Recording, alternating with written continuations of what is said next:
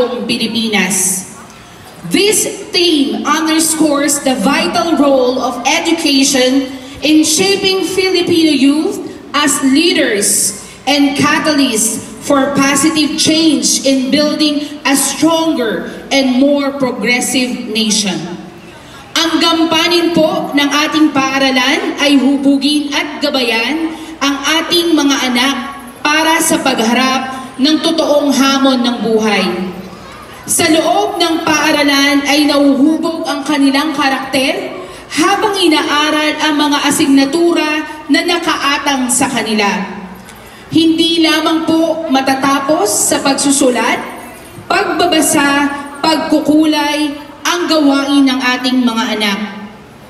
Ang misyon po namin ay ilapit din sila sa Panginoon at patatagin ang loob sa pagharap sa kinabukasan. Salamat po sa inyong pagtitiwala sa amin at hangad po namin ang tagumpay ng ating mga anak.